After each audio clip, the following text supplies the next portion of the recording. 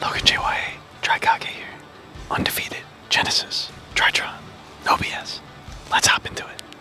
Hey now, okay guys, Logan JYA, DRYTRON here, my first ever Genesys tournament, undefeated with DRYTRON. I'm going to show you guys the list, smash over 100 likes if you want to see combo tutorials for Genesys format, and without further ado, let's dive in. Alright guys, first things first, we got one copy of Alpha, 33 points, meaning I'm not choosing to play any more than the one, because we got to use our points elsewhere. But one is all you need. You've got plenty of ways to search it, to access it, and a few ways to get it back even if it is banished. But beyond the Alpha, we are maxing out almost everybody else. Triple copies of Zeta, triple copies of the Mighty New 2, triple copies of Gamma, triple copies of Delta, and then we are also playing one copy of Beta. Yeah, oh man, we got to do it. Listen, in Genesys, we got to do it. If Alpha is a one of, and it gets removed, but we need it again, that's what we got Beta for. Or if we're banishing names off of Big Dad, we can put those back as well. We're also playing your Sartron. This is basically a pure DRYTRON deck. If you guys are thinking about playing fairies, just take a look at the points counter again, and you'll quickly find out that that's not going to work. I'm telling you right now, no reason to play Ben 10, Diviner, none of them. They just cost too much. And part of me believes that is by design. So take my word for it on this one. This build is going to be your best bet when it comes to playing DRYTRON in the Genesys format.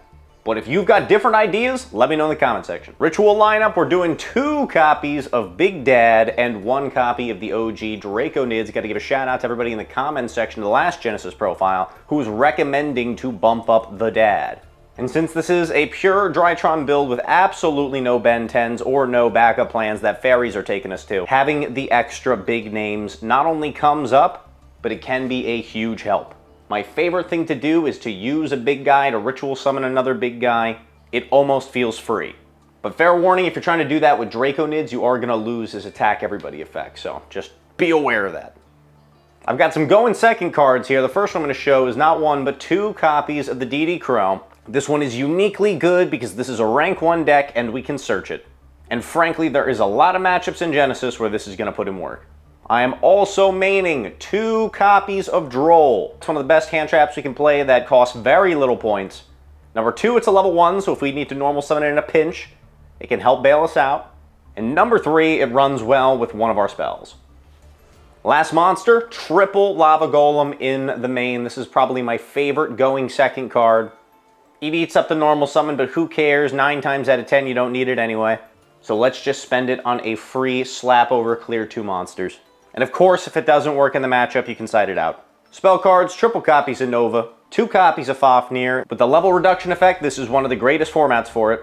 And 1 copy of the OG Medionis. We cut this back down to 1.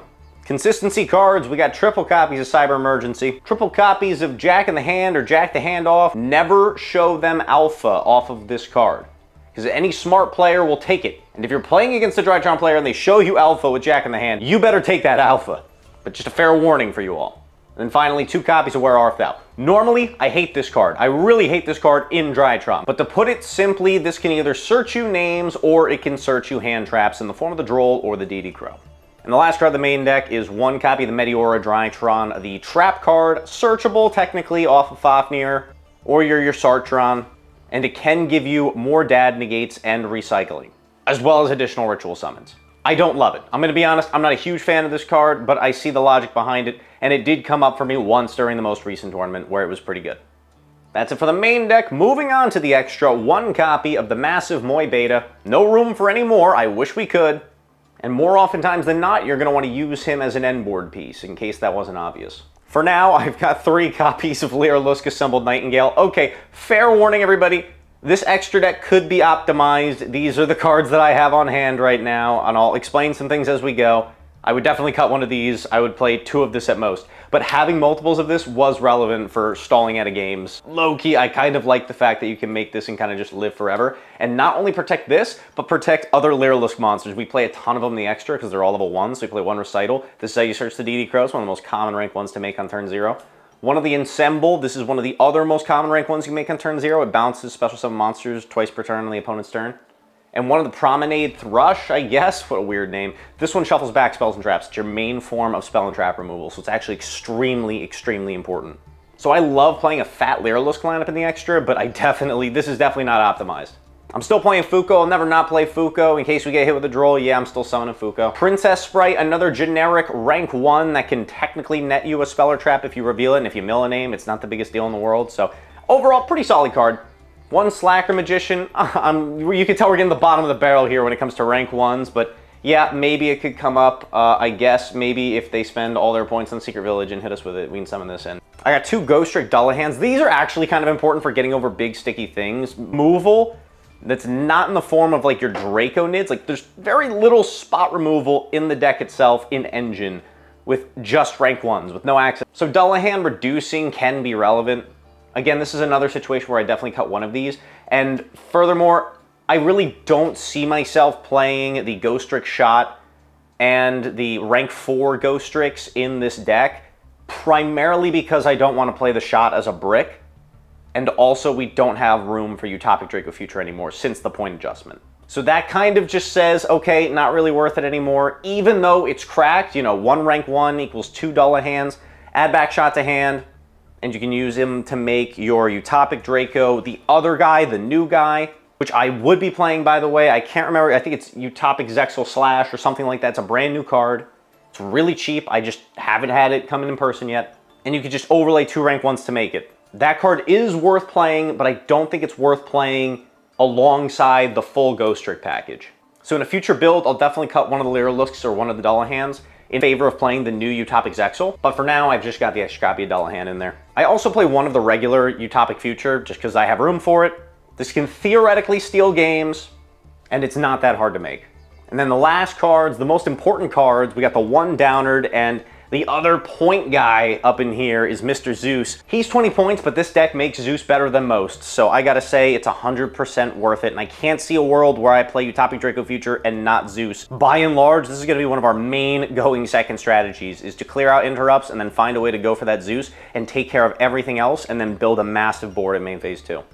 So definitely, Zeus is uncuttable. Finally, side deck, I've got the 3rd copy of DD Crow, because why not? It's free. 2 copies of the Flying Sea. As far as this tournament goes, I did kind of just throw this in there from one of my hat decks. I was expecting to play hat that night. Turned out we're playing Genesys instead. So I'm like, all right, this might be decent. Threw in some Flying Seas. And there are a lot of matchups where this card can be good. In fact, as I was playing DRYTRON once in testing on DB, someone hit me with the Flying Sea and it was actually super problematic, and it blocked me out of a lot of my rank 1 plays. So I genuinely think this is one of those cool side deck choices you can do in this format. But you can feel free to swap this one out for something else you like more. Here's a card that I love, and if I had a 3rd copy of it, I would be playing it. That's Book of Lunar Eclipse. In most of my testing, I had these in the main deck instead of Lava Golems, but for now, I'm swapping that around.